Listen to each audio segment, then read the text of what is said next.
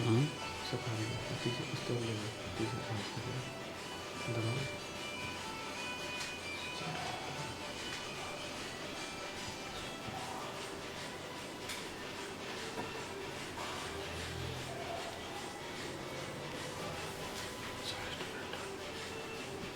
इसको बंद कर देना।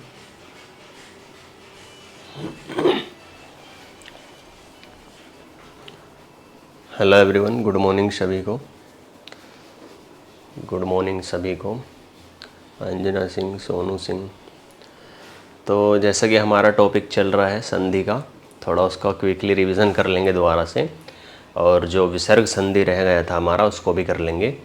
कुछ महत्वपूर्ण वर्तनी है, मतलब शब्द शुद्धि जो होते हैं उसको भी देख लेंगे थोड़ा सा, ठीक है। Good morning Sandeep ji, good morning पूजा सिंह। तो काफ़ी इम्पोर्टेंट है संधि, और जो इसमें आज जो शब्द शुद्धि है, वर्तनी भी जिसको कहते हैं, वह भी काफ़ी इम्पोर्टेंट है। तो शुरू करते हैं और एक बार थोड़ा सा प्रॉपर तरीके से रिवीजन कर लेते हैं आपका संधि का, ठीक है।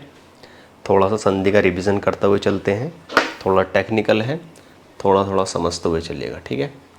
चलिए, आपने देखा था संधि क्या था कि संधि हमारे दो पदों का मेल हो रहा था, और दो पदों में प्रथम पद का अंतिम वर्ण और दूसरे पद का प्रथम वर्ण, वर्ण क्या होते हैं? अक्षर। उसमें आपका स्वर भी हो सकता है, व्यंजन भी हो सकता है। जब वो मिलेंगे, यानी कि प्रथम पद का अंतिम वर्ण और दूसरे पद का प्रथम वर्ण जो मिलेंगे, वहाँ पर जो विकार उत्पन्न होगा, जो भी चेंज वहाँ पर होगा, वह क्या कहलाता है? आपका संधि कहलाता है, ठीक है। संधि बेसिकली हमने देखा था, संधि तीन प्रकार की होती है आपकी। एक होती है स्वर संधि, एक होता है आपका व्यंजन संधि, और एक होता है विसर्ग संधि। स्वर संधि में 5 प्रकार हैं। स्वर संधि है तो स्वरों की ही बात होगी, वोवेल्स की ही बात होगी। जो भी विकार उत्पन्न होगा, जो भी चेंज होगा, वो स्वर के मिलने से होगा। मान लीजिए किसी स्वर का ह्रस्व रूप है या छोटा रूप है, उसका बड़े रूप से मेल हो रहा है तो वो बड़ा बन जा रहा है, ठीक है। तो मतलब कहने का क्या है कि स्वर संधि में किसका देखेंगे हम? स्वरों को ही वहाँ पर देखते हैं। अब जो दूसरा हमने देखा था व्यंजन संधि। व्यंजन, जैसा कि आपको बताया था कि व्यंजन जो होते हैं वे स्वरों की सहायता से बोले जाते हैं। जो व्यंजन अक्षर होते हैं वे क्या होते हैं? स्वरों की सहायता से बोले जाते हैं। तो व्यंजन संधि में बेसिकली आपका स्वर का व्यंजन से भी मेल हो सकता है, या ऐसे कह लीजिए व्यंजन का व्यंजन से या स्वर से भी मेल हो सकता है, ठीक है। तो इसमें अब हमने जो तीसरा प्रकार था आपका विसर्ग संधि, उससे पहले थोड़ा ओवरव्यू चल लेते हैं फटाफट से, जो आपका संधि का हमारा स्वर संधि या व्यंजन संधि में जो इंपॉर्टेंट रूल थे उनको, ठीक है। तो ये आपने देखा था स्वर संधि 5 प्रकार की। दीर्घ संधि, दीर्घ मतलब बड़ा रूप हो जाना, दीर्घ मतलब बड़ा रूप हो जाना। वह कैसे होगा? दीर्घ मतलब जब बड़ा रूप होगा, इसकी सिंपल सी परिभाषा है कि समान ह्रस्व स्वर या दीर्घ स्वर। ह्रस्व स्वर क्या है? जैसे ए, ई, उ, री, ठीक है। ए, ई, उ और री, 4 ह्रस्व स्वर होते हैं, ठीक है। इसके अलावा जो बचे आपके 7, वह क्या होते हैं? दीर्घ स्वर। तो अब ह्रस्व स्वर का ह्रस्व स्वर से मेल हो, या दीर्घ स्वर का दीर्घ स्वर से मेल हो, या ह्रस्व का दीर्घ से मेल हो, तो बनेगा क्या फाइनली? दीर्घ ही, मतलब उसका बड़ा ही रूप आएगा। बड़ा रूप कब आएगा? जब समान स्वर होंगे, ठीक है। जब समान स्वर होंगे तभी भी तो बड़ा रूप आएगा। तो दीर्घ संधि क्या है? समान ह्रस्व या दीर्घ स्वरों के मिलने से उनके स्थान में समान दीर्घ स्वर हो जाता है। मतलब जैसे ए प्लस ए मिलेगा तो आ हो जाएगा, ए प्लस बड़ा आ मिलेगा तो भी बड़ा आ होगा, छोटा ऊ और बड़ा ऊ मिलेगा तो भी बड़ा ऊ होगा, ठीक है। जैसे यहाँ पर आप देख रहे हैं, यहाँ पर हाँ, वर्गों का संयोग चाहे ह्रस्व प्लस ह्रस्व हो या ह्रस्व या दीर्घ हो, चाहे दीर्घ प्लस दीर्घ हो, यदि समान स्वर है तो दीर्घ हो जाएगा। इस संधि को दीर्घ संधि कहते हैं। भाई दीर्घ संधि जब ही तो होगी जब एक से स्वर होंगे, ठीक है, उसी का तो बड़ा रूप होगा दीर्घ। तो यही है आपकी दीर्घ संधि, दीर्घ स्वर संधि। इसमें आपको 3 चीजें याद रखनी है, ये वाली, ठीक है। ए, ई, उ, यही तो होते हैं आपके ह्रस्व स्वर, ठीक है। इन्हीं से मिलकर क्या बनेगा? ये आपके ह्रस्व स्वर हैं और ये आपके क्या है? दीर्घ स्वर। अब इसका मेल या तो ऐसे ऐसे हो जाए तो भी बड़ा आ बनेगा, बड़े आ का मेल बड़े ऐसे हो जाए तो भी बड़ा आ बनेगा, छोटे ए का मेल बड़े आ से हो जाए तो भी बड़ा आ बनेगा, ठीक है। संदीप जी ए प्लस ए बराबर आ, बिल्कुल ठीक है। तो यहाँ पर आपने देखा छोटी ई बड़ी ई, या छोटी ई बड़ी से मेल होगा तो बड़ी ई बनेगी, छोटा ऊ बड़ा ऊ का मेल छोटा ऊ या बड़ा ऊ से होगा तो बड़ा ऊ ही बनेगा, ठीक है। दीर्घ संधि सिंपल समझ में आ गया होगा। फिर देखिएगा इसमें जो हमने देखा था आपका दीर्घ संधि के उदाहरण, ठीक है। दीर्घ संधि के उदाहरण जैसे पुष्प प्लस अवली, यानी कि पुष्प, यहां पर ए छिपा हुआ है। आपको बताया था कि जो व्यंजन होते हैं वे स्वरों की सहायता से बोले जाते हैं, और जब भी आप व्यंजन को देखते हैं तो उसमें क्या होता है, कहीं ना कहीं हमारा स्वर छुपा हुआ होता है। जैसे कै बोल रहे हैं आप, खे बोल रहे हैं, बोल के देखिएगा थोड़ा आराम से, खे, तो कहीं ना कहीं ए अंतिम जो आवाज निकल रही है वह उसमें देखने को मिलती है। ए प्लस बड़ा आ बराबर, ये बड़ा आ बना है। जैसे हिम प्लस आल्य, तो ये क्या हो गया, हिमालय। पुष्प प्लस अवली, यानी कि यहाँ पर ए है और यहाँ पर ए है, तो ये क्या हो गया, यहाँ पर बड़ा आ, ठीक है। ये वाला जो है बड़ा आ बन गया है। जैसे ए प्लस आ बराबर आ बना है। जैसे हिम प्लस आल्य, यहाँ पर ए छिपा हुआ है, ठीक है, और यहाँ पर आ है, तो ये क्या हो गया आपका आ, हिमालय। आ प्लस छोटा है, तो ये भी माया प्लस धीन, यानी कि क्या हो जाएगा, माया धीन, ठीक है। नेक्स्ट उदाहरण भी इसी प्रकार के हैं, और इसमें आपको अब मेरे ख्याल से कंफ्यूजन नहीं होने का, बिल्कुल नहीं होने का, ठीक है, जो है, और इन उदाहरणों के माध्यम से वो दूर हो जाएगा। सिंपल है। जैसे विद्या प्लस आल्य, विद्या प्लस आल्य, तो इसमें क्या हो जाएगा, विद्यालय। विद्या में आपको देखने को मिला था बड़ा आ, और यहां पर भी बड़ा आ, तो फिर भी क्या बना, बड़ा आ ही वहां पर बना है, ठीक है। कवि प्लस इच्छा, तो कवि इच्छा हो गया। हरि प्लस ईस, हरीश हो जाएगा। मही प्लस इंद्र, क्या हो जाएगा, महेंद्र। यहां पर बड़ी ई है और यहां पर छोटी ई है, तो क्या मिल बन गया आपका, बड़ी ई ही बनेगा। सिंपल सा है। दीर्घ स्वर संधि में ए उ ई, इनका मेल अपने ही मतलब छोटे रूप या बड़े रूप से होगा, तो उनका बड़ा रूप हो जाएगा, ठीक है, इस प्रकार से। फिर है हमारा वृद्धि। अब देखिएगा वृद्धि संधि, वृद्धि होगी, ठीक है, और वृद्धि किसमें होगी, आप इसमें तो वृद्धि कर नहीं सकते ऊ की मात्रा में, मतलब जैसे कि वृद्धि कैसे है अभी समझिएगा भाई। आप वृद्धि किसमें कर सकते हैं, वृद्धि आप जैसे ये एक मात्रा है, क्या लिखा मैंने, एक मात्रा है, तो इस पर दो मात्रा लगा दी, ठीक है। को है, इसको कऊ कर दिया, तो इस तरीके से वृद्धि होगी, ठीक है। तो वृद्धि बेसिकली किसमें होगी, वृद्धि आपकी वृद्धि संधि में मात्राओं में होगी। कौन कौन सी मात्राएं होंगी वह भी देखिएगा। जैसे जब ए छोटा है या बड़ा आ के आगे आपका छोटा ए या बड़ा आ के आगे छोटा ए या बड़ा ए आता है, तो दोनों का ए हो जाता है। इसी प्रकार छोटा ए या बड़ा आ के आगे ओ आए, तो वहां पर बड़ा आओ हो जाता है, तो दोनों का औ हो जाता है, इसे वृद्धि संधि कहते हैं। सिंपल समझिएगा। जैसे यहां पर बोला है कि अगर ए या आ के आगे छोटा ए या बड़ा ए आए, तो दोनों का ए हो जाता है। इसी प्रकार ए या आ के आगे ओ या औ आए, तो क्या हो जाएगा, बड़ा औ हो जाएगा। जैसे अब देखिएगा पुत्र प्लस ऐषणा, पुत्र प्लस ऐषणा आपसे पूछ सकता है पुत्रेषणा में। इस प्रकार से एक और याद रखिएगा, जब भी आपको वृद्धि संधि दिखे, ठीक है, वो शब्द भी दे सकता है, किसी प्रकार से पूछ सकता है। तो वृद्धि संधि का सिंपल फॉर्मूला है कि आपको इस रूप में मात्राएं देखने को मिलेंगी, ठीक है, वृद्धि वृद्धि वृद्धि औ और ए, ठीक है, ये वृद्धि वाली आपको सारे शब्द मिलेंगे वृद्धि संधि में। बस ये पता होना चाहिए वृद्धि संधि कैसे हो रही है। सिंपल आप पता लगा लेंगे कि हाँ ये वृद्धि संधि है, वृद्धि हो रही है औ की और ए की मात्राओं में। जैसे पुत्र प्लस ऐषणा, यहां पर क्या है आपका ए और यहां पर ए है, तो ये क्या हो गई आपकी डबल मात्रा, पुत्रेषणा हो गया, ठीक है। और मत प्लस ऐक्य, ए और ए, ये क्या हो जाएगा, मतैक्य हो जाएगा। जैसे आ प्लस ए बराबर ए, तो सदा प्लस ए सदैव हो जाएगा, ठीक है।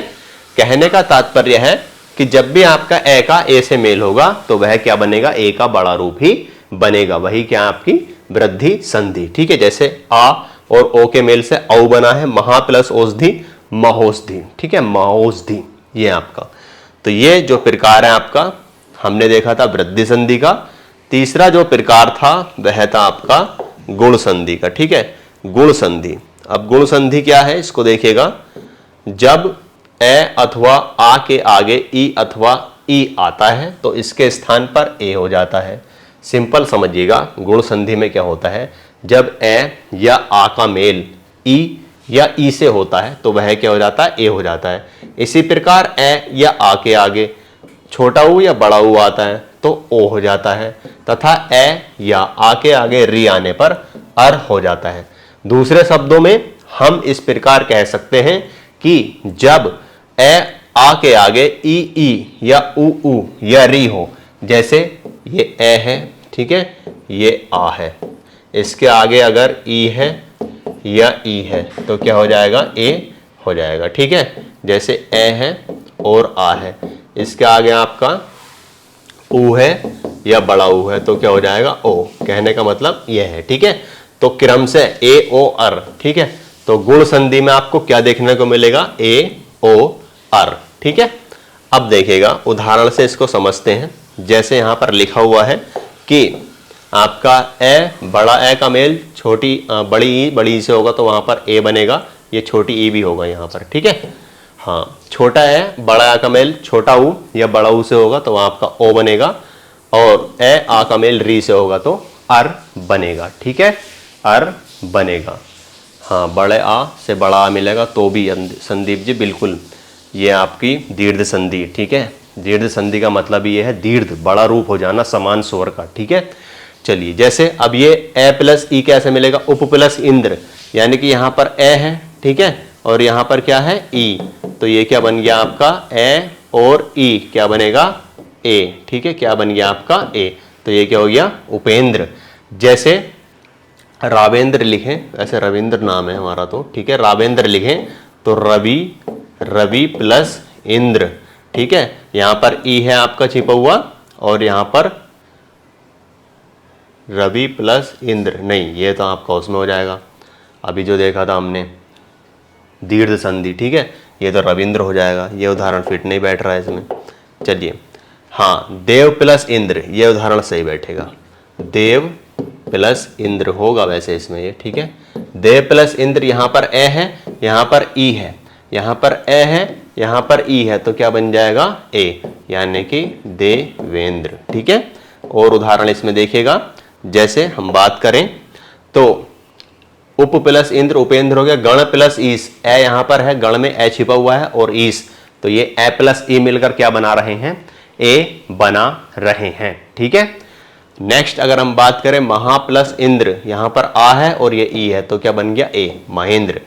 ए ओ और अर जो आपको देखने मिलेगा, ये आपका गुण संधि में देखने को मिलेगा। जैसे आ प्लस री, अर बनेगा, महा प्लस ऋषि तो महर्षि, महर्षि, अर कहीं ना कहीं उसमें आ रहा है। संदीप जी वृद्धि संधि और गुण संधि को कैसे पहचानेंगे, देखिएगा। वृद्धि संधि बेसिकली आपकी सिंपल याद रखेगा, जब भी आपको इस तरह के शब्द मिले कोई भी, जैसे ये एक है कोमल, इस तरीके से, या आपको इस तरीके से कोई शब्द लिखा हुआ दिख रहा है तो आप सिंपल समझाइएगा कि जब दो आपके जो ए और औ की मात्रा है वहाँ पर जो वृद्धि हो रही होगी वहाँ पर तो आपकी वृद्धि संधि होगी, ठीक है। फिर आप पूछ रहे गुण संधि, तो गुण संधि में ए ओ आपका अर, यह देखने को मिला। ए कैसे, जैसे ए प्लस ई तो ए बन गया, उपेंद्र हो गया, ठीक है। और ओ कैसे, जैसे ए प्लस ऊ, ए का या बड़े आ का मेल छोटे ऊ या बड़े ऊ से होगा तो ओ बनेगा, जैसे चंद्र प्लस उदय चंद्रोदय हो गया, ठीक है। अर कब बनेगा, जैसे आ के साथ री का या ए के साथ री का, तो जैसे देव ऋषि, देव प्लस ऋषि देवर्षि, ठीक है। देवर्षि होता है ना तो कहीं ना कहीं उसमें अर छिपा हुआ होता है।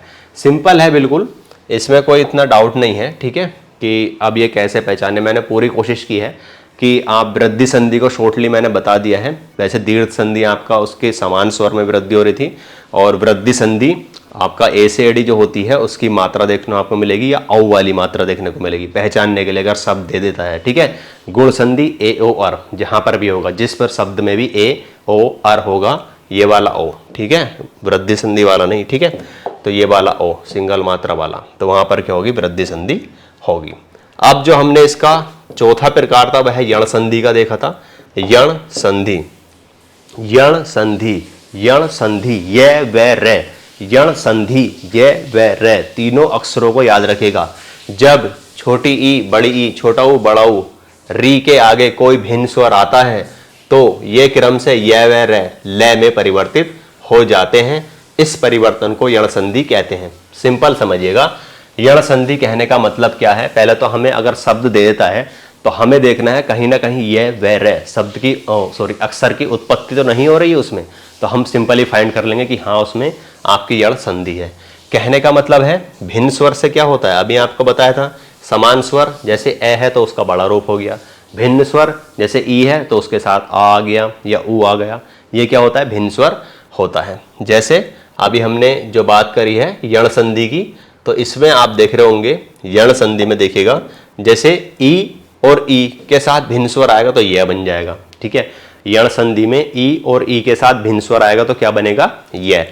छोटा ऊ बड़ा ऊ के साथ भिन्न स्वर आएगा तो वह बनेगा, री के साथ भिन्न स्वर आएगा तो रे बनेगा।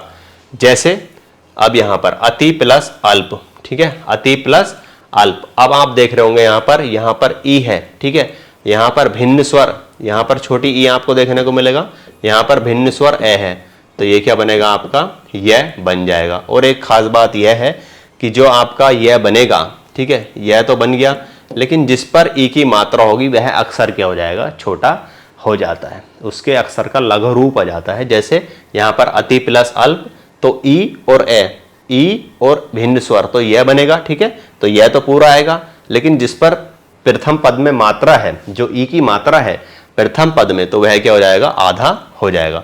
सारों में देखिएगा जैसे आपका देवी प्लस अर्पण, आपका बड़ी ई की मात्रा है और ए है तो क्या बन जाएगा, यह, ठीक है, तो ये हो जाएगा देव्यार्पण, ठीक है, यानी कि जो जिस पहले पद में अंतिम वर्ण है वह क्या हो जाता है, आधा हो जाता है।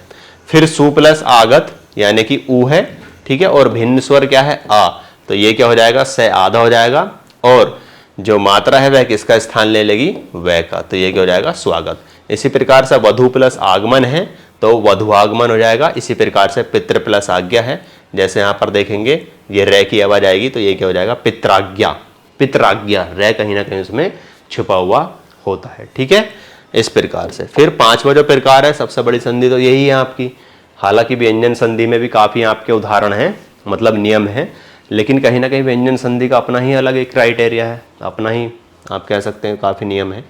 तो अयाधि संधि, अयाधि संधि में देखिएगा फटाफट से, अयाधि संधि जब छोटा ए बड़ा ए और औ के बाद, छोटा ए बड़ा ए ओ और के औ के बाद कोई भिन्न स्वर आता है तो ए का ए और बड़े ए का आय और ओ का आव हो जाता है। जैसे इसको परिभाषा को छोड़िए, इसको ध्यान दीजिए, ठीक है। जैसे ए के साथ भिन्न स्वर आया तो ए हो जाएगा, है, और बड़े ए के साथ भिन्न स्वर आया तो आय हो जाएगा, ठीक है, और छोटे औ के साथ भिन्न स्वर आया तो अव हो जाएगा, और औ के साथ भिन्न स्वर आया तो आव हो जाएगा। अयाधि में क्या है, यण में क्या था, ये वे रे, ठीक है, इसमें क्या है, अये आय आव और आव, ठीक है। अब देखेगा ये कैसे होगा, ये संधि काफी आती है वैसे, सारी संधि स्वर संधि तो सारी इंपॉर्टेंट है।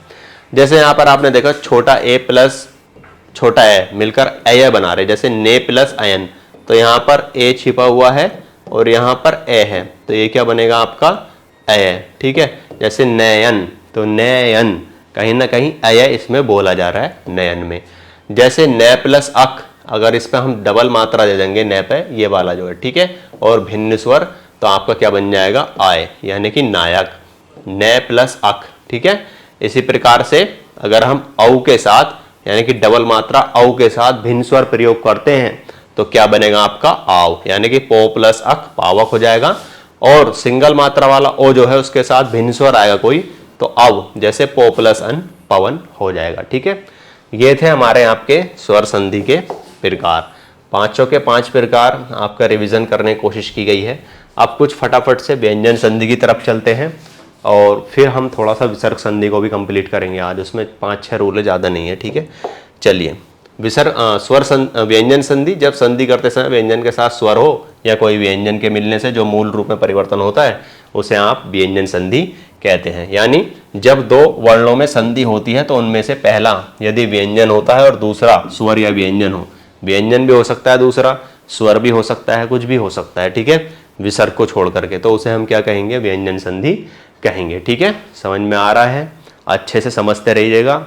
और अब जो आप पढ़ रहे होंगे इसको, पहले हो सकता है आपके सिर से कुछ चीज़ें उतर रही हों, लेकिन अब आपको मेरे ख्याल से काफ़ी समझ में आ रहा होगा। ठीक है, और भी रिवीजन करा देंगे, चिंता ना करो। अभी जैसे आपका ये सिलेबस हो रहा है, ये ना सोचना कि सिलेबस कंप्लीट हो गया तो क्लासेस बंद हो गई।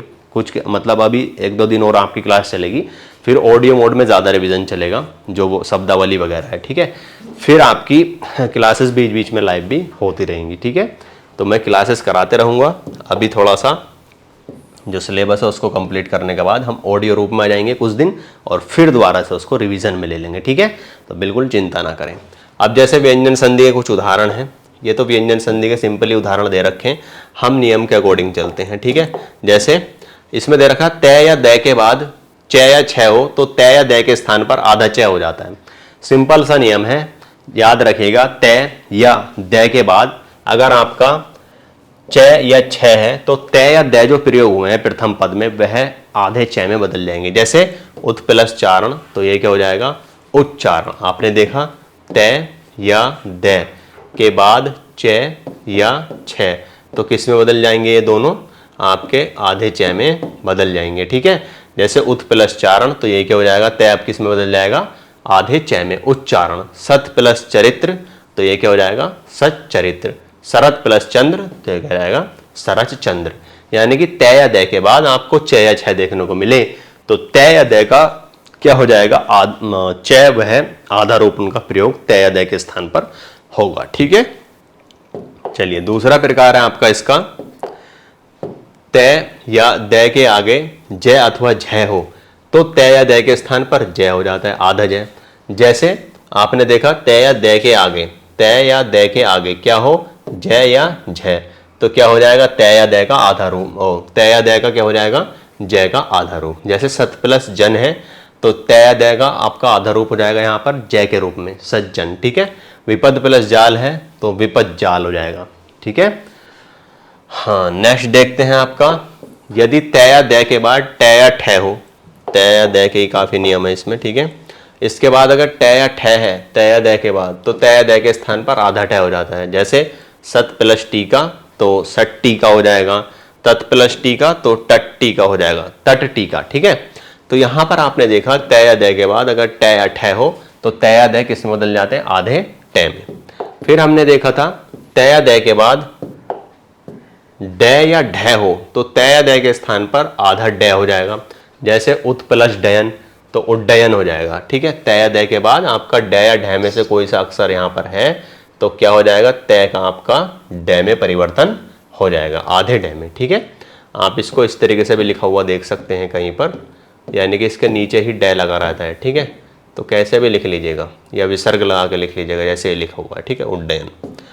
फिर है आपका, अगर हम बात करें, 1 मिनट रुकेगा, 1 मिनट होल्ड।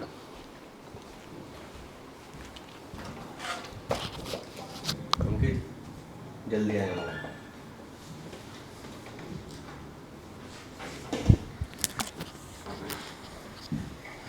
पीडीएफ जो है ना, पीडीएफ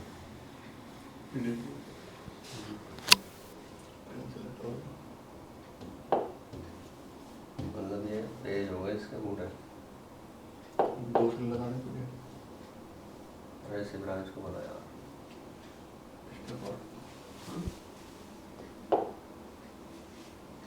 सारी में कट जाएंगे। शिवराज कहाँ है? बुलाना यार।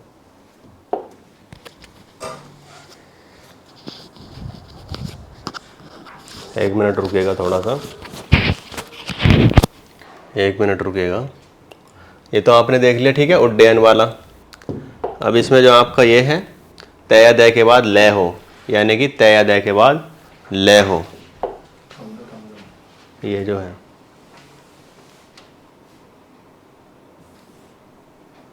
अभी तो ना हो रहा था, ये होल्ड रहना है यहीं पर। देखिएगा नेक्स्ट रूल, देखिएगा तय या दय के बाद लय हो तो तय या दय के स्थान पर लय हो जाता है। सिंपल सा बोल रहा है कि तय या दय के बाद लय हो तो तय या दय के स्थान पर लय हो जाता है। जैसे तत् प्लस लीन है तो ये तल्लीन हो गया, उत प्लस लेख है तो ये उल्लेख हो गया। ठीक है, यानी कि तय या दय के बाद आपका सिंपल बोल रहा है अगर लय है तो तय या दय किस में परिवर्तित हो जाएंगे, आधे लय में।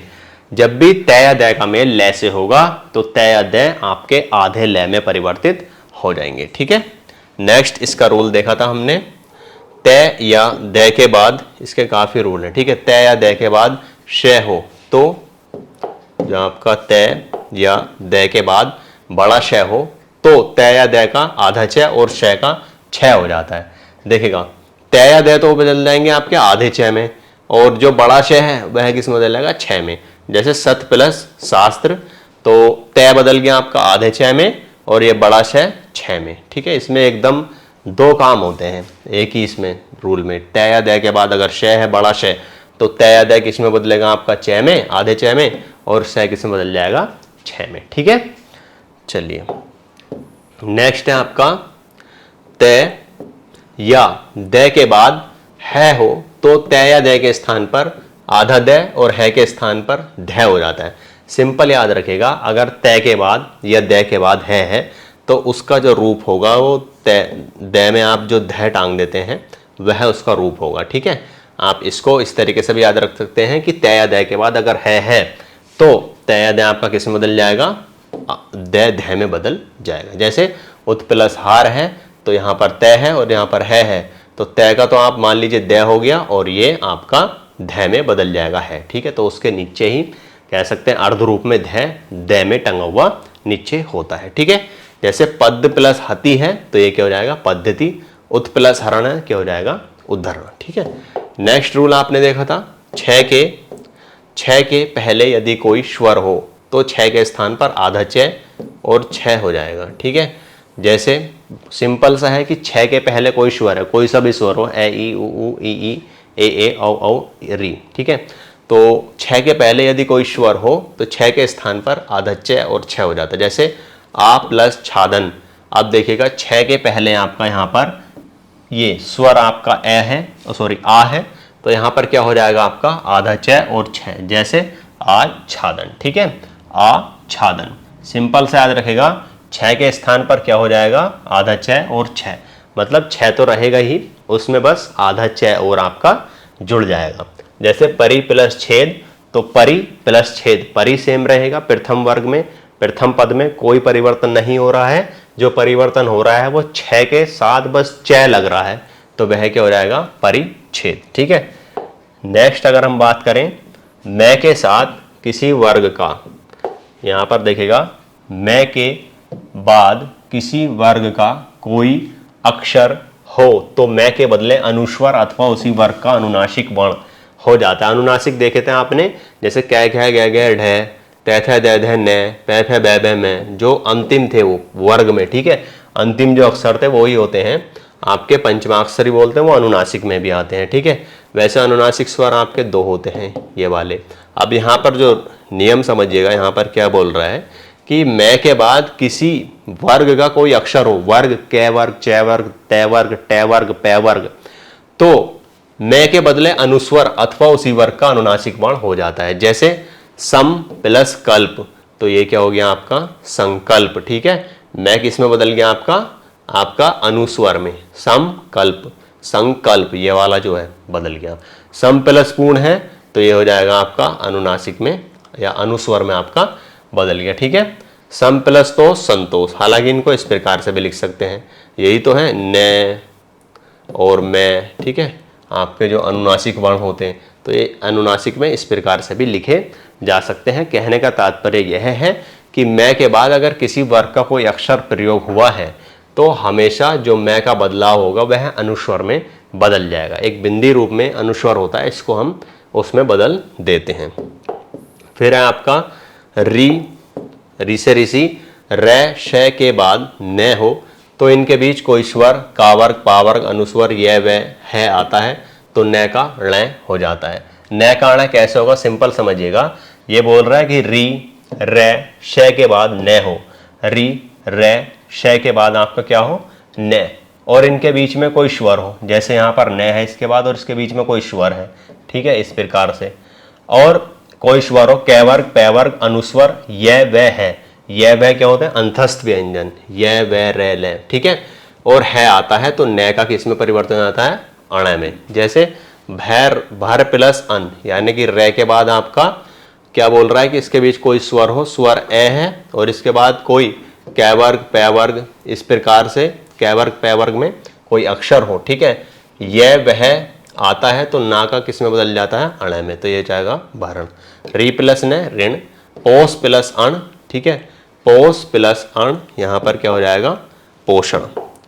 पोष प्लस अण, यहां पर क्या हो जाएगा आपका, पोषण हो जाएगा, ये वाला श, ठीक है। और यहाँ पर ये श है और इसका इससे मेल हो रहा है तो ये क्या हो जाएगा, पोषण हो जाएगा, ठीक है। फिर अगर हम बात करें नेक्स्ट की, तो नेक्स्ट है आपका, यदि किसी शब्द के स के पूर्व ए या आ को छोड़कर कोई अन्य स्वर आता है तो स के स्थान पर श षटकोण वाला स हो जाता है। समझिएगा ये क्या कहना चाह रहा है। यदि शब्द के श के मतलब किसी शब्द के स के पूर्व, मतलब किसी शब्द के मतलब दूसरे पद के श के पूर्व, जैसे स के पूर्व कब आएगा, जब दूसरे पद में श होगा, उसी के पूर्व तो स के पूर्व की बात हो रही है। ए या आ को छोड़कर कोई अन्य स्वर आए, ए या आ को छोड़कर कोई अन्य स्वर आता है तो स के स्थान पर क्या हो जाता है, श षटकोण वाला स हो जाता है। जैसे नी प्लस सिद्ध, ये क्या हो जाएगा, निषिद्ध हो जाएगा। अभी प्लस शेक, ये अभी प्लस शेक, तो ये स किस में बदल जाएगा, आपके श षटकोण वाले श में, ठीक है। वी प्लस शम, ये किस में बदल जाएगा, श षटकोण वाले श में। विषम, किसी शब्द के अगर आप कह सकते हैं स से पूर्व ए और आ को छोड़कर कोई स्वर प्रयोग हुआ है तो वहां पर जो आपका श बदलेगा वह श षटकोण वाले श में ये श बदल जाएगा, ठीक है। नेक्स्ट अगर हम बात करें, नेक्स्ट नियम ये है, नेक्स्ट नियम थोड़ा समझिएगा। जब किसी वर्ग के पहले वर्ण, जब किसी वर्ग के पहले वर्ण, वर्ग आपके 5 है, कै चे पै टे ते पै, ठीक है, कै चे टे ते पै, ये आपके वर्ग हैं। 5-5 अक्षर होते हैं प्रत्येक में, तो कुल वर्ग में कितने हो गए, 25 हो गए, ठीक है। अंतिम जो होते हैं वो अनुनासिक होते हैं, जैसे न, मैं, ण, ण, ये क्या होते हैं, अनुनासिक, उन्हें पंचमाक्षर भी बोलते हैं। अब यहाँ पर जब किसी वर्ग के पहले वर्ण, कै चे टे ते पै, यही है वर्ग के पहले वर्ण का मिलन किसी वर्ग के तीसरे या चौथे वर्ण से या य र ल व है से या किसी स्वर से हो जाए तो कै को गै में बदल लेंगे, च को जय में, टे को डे में, टे को दे में और पै को बै में बदल दिया जाता है। सिंपल क्या है कि जब भी आपका किसी वर्ग का पहला वर्ण होगा, ठीक है, और उसका मेल किसी वर्ग के तीसरे, जैसे यहां पर कै है, इसका मेल किसी वर्ग के तीसरे या चौथे, जैसे पै फै बै, बै तीसरा है पै का, पै फै बै भै, भै चौथा है, वर्ण से हो या य र ल व से हो या है से हो या किसी स्वर से हो तो कै को गै में बदल देंगे आप, ठीक है, और च को जय में। मतलब कै अपने कौन से स्थान पर पहुंच जाएगा, तीसरे, कै ख गै। च कौन से स्थान पर पहुंच जाएगा, तीसरे, च छ जय, और टे कौन से स्थान पर, तीसरे पे। कहने का साफ साफ मतलब अगर आप समझें तो यह है कि जब भी किसी वर्ग का प्रथम वर्ण का मेल आपका किसी वर्ग के तीसरे या चौथे वर्ण या य र ल व हो या है हो या आपका स्वर हो, उससे हो जाए तो जो आपका यहां पर पहला वर्ण प्रयोग हुआ है वह अपने तीसरे स्थान पर पहुंच जाएगा, ठीक है। इसलिए लास्ट में रखा गया है इसको, आप देखिएगा जैसे अभी रूल के अकॉर्डिंग ही देखेंगे। जैसे कै का गै में परिवर्तन, भाई कै अगर कोई भी पद है आपके 5 पद होते हैं, ठीक है, वो पहले वर्ण की बात कर रहा है तो सबका यही है पहला वर्ण। जैसे पै वर्ग का पहला वर्ण पै है, च वर्ग का च है, टे वर्ग का टे है, तय वर्ग का तय है, उसी प्रकार कै वर्ग का कै है। अब ये अपने तीसरे में कब बदलेंगे, जैसे कै गै में कब बदलेगा, कब बदलेगा देखिएगा। जैसे कै का गै में परिवर्तन, अब उसने साफ साफ बोला था कि या तो आपका किसी वर्ग का तीसरा चौथा वर्ण हो उसके साथ प्रथम वर्ण के यानी कि कै के साथ या च के साथ या टे के या तय के या पै के, या कोई य र ल व हो, तो वह आपका किस में बदल जाएगा, जो यहां पर आपका अक्षर प्रयोग हुआ है जिस वर्ग का उसी के तीसरे अक्षर में वह बदल जाएगा। जैसे वाक प्लस ईस, तो ये अब का के साथ कोई अन्य स्वर आया है, मतलब स्वर ही आया है, तो ये क्या हो जाएगा, वागीस।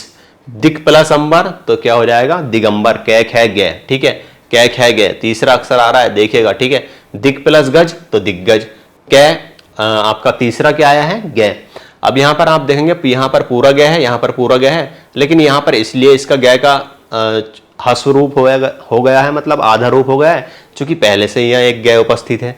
तो जब भी एक से अक्षर, अब ऐसा तो है नहीं जैसे आप दिग्गज लिखेंगे, भाई ये तो ग्रामर का बिल्कुल 100% रूल है कि जब भी एक समान वर्ण आएंगे तो पहला वर्ण आधा हो जाता है। ठीक है, पहला वर्ण क्या हो जाता है, आधा हो जाता है। चलिए अब टै का डै में परिवर्तन, टै का डै में परिवर्तन ये कैसे होगा जी? टै का डै में परिवर्तन ऐसे होगा कि जब सट प्लस आनन, यहां पर सट टै के साथ कोई स्वर है तो उसका आप किस में परिवर्तन कर देंगे, आप डै में, टै का डै में, टै ठै डै। टै का तीसरा वर्ण कौन सा है, डै ही तो है। सट प्लस यंत्र, यह रह बताया था, अगर किसी वर्ण के, किसी वर्ग के प्रथम वर्ण के बाद आपका टै सॉरी यह रह या है या कोई भिन्न स्वर आए, या आपका किसी वर्ग का तीसरा वर्ण आए या चौथा, वह किस में बदल जाएगा, स्वयं के, जो यहाँ पर प्रयोग उसके स्वयं के तीसरे में पहुंच जाएगा, तो ये क्या हो जाएगा, षड्यंत्र। सड प्लस दर्शन, यानी कि ये उल्टा लिख दिया है, सट प्लस दर्शन, तो ये टै किस में बदल गया है, डै में, टैट है डै। ठीक है, इसी प्रकार तय का दय में परिवर्तन देखेगा, तय का दय में परिवर्तन, जैसे सत प्लस आशय, तय के साथ कोई भिन्न स्वर प्रयोग, मतलब कोई स्वर प्रयोग हुआ है तो वह अपने कौन से रूप में बदल जाएगा, अपने तीसरे स्थान पर पहुंच जाएगा। तो सत प्लस आशय सदाशय हो जाएगा, तत् प्लस अनंतर तदंतर हो जाएगा, उद प्लस घाटन उद्घाटन हो जाएगा। ठीक है, अब फिर पै का बै में परिवर्तन, पै का बै में परिवर्तन, भाई पै भी तो वर्ग है, पैप है बै, वो अपने तीसरे में कब बदलेगा, तो वह बदलेगा आपका अप प्लस जय, यानी कि यहाँ पर कोई आपका चै छह जय, ये तीसरा अक्षर है किसी वर्ग का। ठीक है, यहाँ पर पै प्रयोग हुआ है तो यहाँ पर ये किस में बदल जाएगा, पै आपका अपने तीसरे में, यानी कि आधा बै यहाँ पर हो जाएगा। ठीक है, अब कुछ शब्द लिखे भी ऐसे जाते हैं, जैसे अबज तो होता नहीं, तो अबजी शब्द होता है। ठीक है, अब प्लस अब्द, तो ये क्या हो जाएगा, आपका अब्द हो जाएगा। तो इस प्रकार से हमने व्यंजन संधि तो देखी आपकी। अब देख लेते हैं विसर्ग संधि। विसर्ग संधि, व्यंजन संधि के बाद हम देखेंगे, सर लॉ क्लास स्टार्ट हो गई, अच्छा लॉ क्लास स्टार्ट हो गई, अब क्या करें, समय है तो समय के अकॉर्डिंग ही चलेंगे। ठीक है, क्लास तो पूरा 1 घंटे की होगी। विसर्ग संधि को देखेगा, विसर्ग संधि, चलो इसको और समझ लो, विसर्ग संधि को और समझ लो। जब संधि करते समय विसर्ग के बाद स्वर या व्यंजन वर्ण के आने पर जो विकार उत्पन्न होता है, हम उसे विसर्ग संधि कहते हैं। विसर्ग संधि का सीधा सीधा मतलब है कि जब आपके स्वर विसर्ग आने के बाद कोई स्वर आए या व्यंजन आए, उसमें जो विकार उत्पन्न होगा वही क्या होगा, आपका विसर्ग संधि कहलाएगा। ठीक है, अब जैसे इसमें आपका विसर्ग संधि के नॉर्मली उदाहरण है, फिर हम नियम पे आते हैं, क्योंकि ये उदाहरण नियम में ही आ जाएंगे। ठीक है, नियम क्या कहता है, पहला नियम क्या कहता है समझिएगा, जो पहला नियम है वह क्या कहता है समझिएगा आप आराम से, पहले नियम को। ठीक है, जैसे अगर कभी शब्द में विसर्ग के बाद च या छ हो तो विसर्ग का बड़े श के आधे रूप में, ट या ठ हो तो श षटकोण तथा त या थ हो तो श हो जाता है। नियम काफ़ी लेंथी हो गया है, आप इसको थोड़ा सा समझ लेते हैं आसान भाषा में। कहना क्या चाहता है प्रश्न, कहना चाह रहा है कि अगर विसर्ग के बाद च या छ है तो ये विसर्ग का क्या हो जाएगा, आपका आधा श बड़ा वाला। ट या ठ है, विसर्ग के बाद आपका ट या ठ है तो विसर्ग किस में बदल जाएगा, श षटकोण में आधे में। त या थ है, ठीक है, विसर्ग के बाद त या थ है तो विसर्ग किस में बदल जाएगा, थ में। ठीक है, नहीं हाँ, इसमें श में बदल जाएगा आपका ये विसर्ग, श में। ठीक है, श में बदल जाएगा, जो आपका छोटा श है उसके अर्ध रूप में। सिंपल समझिएगा, पहला नियम यही कहता है अगर विसर्ग के बाद आपका च या छ हो तो विसर्ग किस में बदल जाएगा, बड़े श के आधे रूप में। विसर्ग के बाद ट या ठ हो तो विसर्ग कितने में बदल जाएगा, श षटकोण के आधे रूप में। विसर्ग के बाद त या थ हो तो विसर्ग कितने में बदल जाएगा, आपका छोटे श के अर्ध रूप में। ठीक है, अर्ध रूप में। अब जैसे यहाँ पर निहि प्लस चल, निहि प्लस चल यानी कि यहाँ पर विसर्ग है और यहाँ पर च है, यहाँ पर विसर्ग है, यहाँ पर च है, तो ये किस में बदल जाएगा, निश्चल। ठीक है, निश्चल। आप ऐसे भी लिख सकते हैं, कोई दिक्कत नहीं है। ठीक है, निश्चल। धनु प्लस टकार, यहाँ पर ट है तो ये 66 कोण के आधे रूप में विसर्ग बदल गया है, धनुष्टकार। निहि प्लस तार, यहाँ पर तय है तो छोटे से के आधे रूप में निस्तार, ये विसर्ग है, यहाँ पर तय है तो विसर्ग किस में बदल गया है, आधे शय में, जो छोटा स है, तो ये आपका निस्तार हो जाएगा। ठीक है, चलिए नेक्स्ट, वैसे समझ में आ गया होगा ये। फिर नेक्स्ट अगर हम बात करें, नेक्स्ट अगर हम बात करते हैं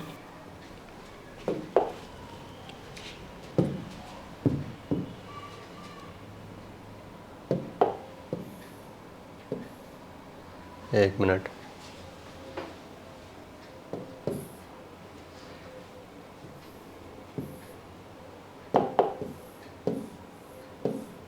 हाँ, दूसरा नियम देखेगा। जो दूसरा नियम है वह है अगर कभी संधि के समय विसर्ग के बाद 66 को बड़ा शय हो, 66 कोण वाला हो या शय आए तो विसर्ग अपने मूल रूप में बना रहता है। ठीक है, बहुत इंपॉर्टेंट है विसर्ग संधि भी आपका। वैसे विसर्ग संधि को सामान्यतः सब पहचान लेते हैं, लेकिन वो आपको शब्द दे करके पूछेगा।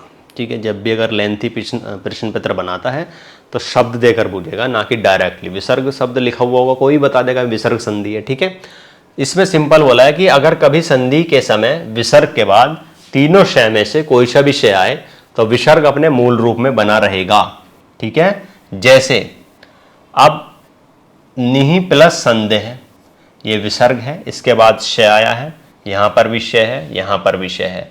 तो कहने का तात्पर्य है कि यहाँ पर एक बात और याद रखेगा कि अगर कभी संधि के समय विसर्ग के बाद शय शय शय आए तो विसर्ग अपने मूल रूप में बना रहता है तथा उसके स्थान पर बाद का वर्ण हो जाता है।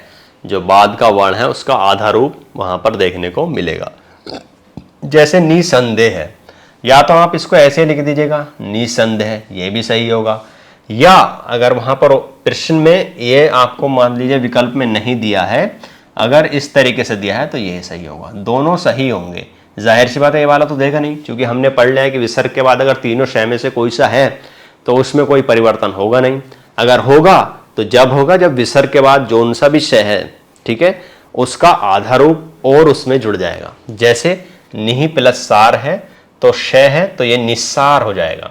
विसर्ग आपका अगर हम हटाएंगे तो वहां पर उसका आधा रूप आपको देखने को मिलेगा। ठीक है, चलिए यह है निस्सार और यह है दु प्लस शासन, दुशासन। ये यहाँ पर फिर से गड़बड़ हो गई है एक टाइपिंग में, तो ये दुशासन हो जाएगा। ठीक है, दुशासन, क्योंकि क्या बताया है कि अगर विसर्ग हटाते हो तो जो भी शय है उसका उससे पहले आधा रूप भी हम प्रयोग करेंगे। ठीक है, या तो उसको एज ए इट रहने दीजिए, अगर आप विसर्ग हटा रहे हैं तो फिर जो भी शय आ रहा है, तीनों शय में से कोई सा भी शय आ रहा है, उसका आधा रूप उस शय के साथ जुड़ जाएगा जब विसर्ग हटेगा।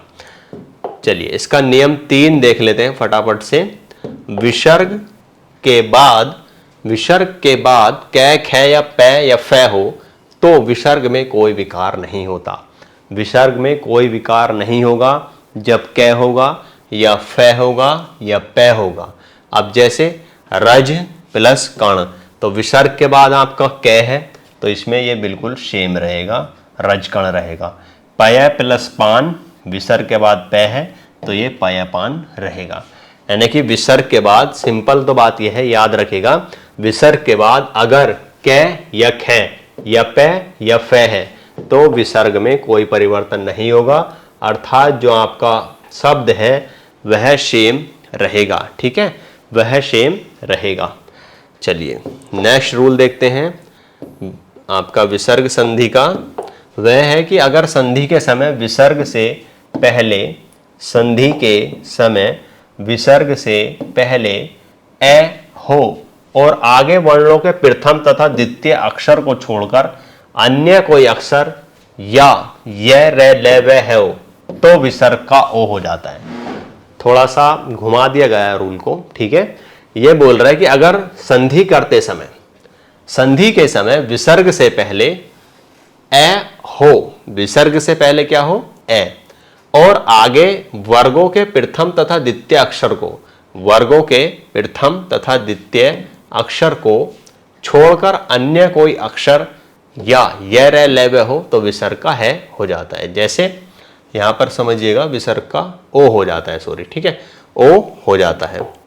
जैसे हम बात करें उदाहरण की, जैसे मन है प्लस भाव, ठीक है, तो मन है प्लस भाव जब भी आप देखेंगे अगर विसर्ग से पहले आपका ए है, विसर्ग से पहले सिंपल है कि ए आपका छुपा ही रहता है हर अक्षर में, ठीक है, ए कहीं ना कहीं हमें देखने को मिलता है जो व्यंजन होते हैं उनमें, और आगे वर्गों के प्रथम तथा द्वितीय अक्षर को छोड़कर, प्रथम तथा द्वितीय अक्षर को छोड़कर कोई अक्षर या य रे ले वे हो तो विसर्ग का ओ हो जाता है। जैसे यहाँ पर यशोदा हो जाएगा, ठीक है, मनोभाव हो जाएगा, तपोभूमि हो जाएगा, विसर्ग किस में बदल गया यहाँ पर, तपोभूमि, विसर्ग से पहले अभी ए है और उसके बाद इन अक्षरों का प्रयोग हुआ है तो किस में बदल गया है, तपोभूमि। मन है प्लस रथ, ये क्या हो जाएगा, मनोरथ आपका हो जाएगा, ठीक है। चलिए नेक्स्ट जो रूल है आपका वह है, अगर संधि के समय विसर्ग से पहले ए या आ को छोड़कर कोई अन्य स्वर हो तो बाद में वर्ग का तीसरा, चौथा, पांचवा वर्ण या ये रे ले वे है या कोई स्वर हो तो विसर्ग के स्थान पर रे या आधा रे हो जाता है। जैसे कहने का मतलब क्या है कि अगर संधि के समय विसर्ग से पहले ए और आ को छोड़कर कोई अन्य स्वर है, पहली बात तो, और बाद में वर्ग का तीसरा, चौथा, पांचवा वर्ण है या ये रे ले वे है या कोई स्वर है तो किस में बदल जाएगा आपका, विसर्ग के स्थान पर या तो रे हो जाएगा या आधा रे हो जाता है। जैसे नी प्लस गुण है, नी प्लस गुण है, यानी कि अब यहाँ पर देखिएगा ये विसर्ग है, इससे पहले ए और आ को छोड़कर ई है, ठीक है, ए और आ नहीं है, ई है, और यहाँ पर कै खे गए तीसरे क्रम का अक्षर है वर्ग का, यानी कि इसने बोला है वर्ग का तीसरा, चौथा, पांचवा वर्ण, तो ये आपका किस में बदल जाएगा, रे में। तो निर्गुण आपको ऐसे लिखेंगे, निहि प्लस गुण यानी कि निर्गुण। दुहु प्लस उपयोग, यहाँ पर ए और आ को छोड़कर विसर्ग से पहले कोई स्वर है और उसके बाद यहाँ पर अन्य स्वर, ठीक है, यहाँ पर ये बोला गया है कोई स्वर हो तो, कोई स्वर है उ, तो यहाँ पर आपका क्या हो जाएगा, दुरुपयोग, यानी कि मात्रा वही रहेगी बस रे उसमें ऐड कर दिया जाएगा।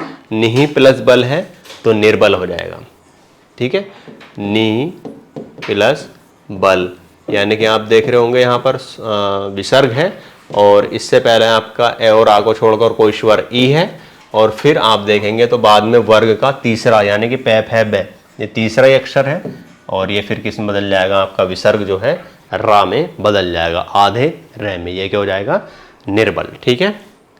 फिर अगर हम बात करें जो छठा नियम है हमारा उसकी बात करें तो ये नियम कहता है कि अगर संधि के समय विसर्ग के बाद तय, शय या शय हो तो विसर्ग के बदले में शय या आधा शय हो जाता है। अगर संधि करते समय विसर्ग के बाद तय या बड़ा शय या छोटा शय हो तो विसर्ग के बदले आप शय या छोटे शय में उसको परिवर्तन कर देंगे। जैसे निहि प्लस संतान, निहि प्लस संतान, तो अगर आप देखेंगे कि विसर्ग के बाद तय, तय तो है नहीं, विसर्ग के बाद शय छोटा सा है, ठीक है, तो अब इस किस में बदलेगा, विसर्ग के बदले या तो आधे शय में बदलेगा या शय में। तो जाहिर सी बात है कि जब हमें पता है कि आगे भी शय है तो अब जो शय प्रयोग होगा उसके साथ में अर्ध रूप में ही प्रयोग होगा। जैसे हमने देखा निहि प्लस संतान, तो हमने देखा था विसर्ग अब किस में बदलेगा, शय में, क्योंकि ऑलरेडी यहाँ पर बड़ा मतलब एक शय का पूर्ण रूप है, अब जो वह शय में बदलेगा तो उसका अर्ध रूप में प्रयोग होगा। जैसे निहि प्लस तेज, निहि प्लस तेज है, ठीक है, आपने देखा विसर्ग से आपका विसर्ग के बाद जो है तय आया, ठीक है, और फिर यहाँ पर बोल रहा है विसर्ग के बदले शय या शय हो जाता है, तो निस्तेज आपका ये हो जाएगा, ठीक है, निस्तेज। फिर दुहु प्लस शासन, तो ये दुशासन आपका हो जाएगा। विसर्ग संधि का ये उदाहरण आपका जो नियम है ये भी हो जाता है, ठीक है। सातवां जो नियम है वह है आपका, यदि विसर्ग से पहले ए या आ को छोड़कर कोई अन्य स्वर हो और बाद में रे हो, यदि विसर्ग से पहले ए और आ को छोड़कर, कहने का तात्पर्य जब विसर्ग प्रयोग हो रहा है जिसके साथ, वह ए और आ को छोड़कर किसी अन्य मात्रा के साथ प्रयोग हो रहा है, तो बाद में अगर रह है तो विसर्ग का लोप हो जाता है और उसके पूर्व का ह्रस्व स्वर दीर्घ स्वर कर दिया जाता है। कैसे कर दिया जाता है समझिएगा। जैसे निहि प्लस रोग लिखा हुआ है, निहि प्लस रोग।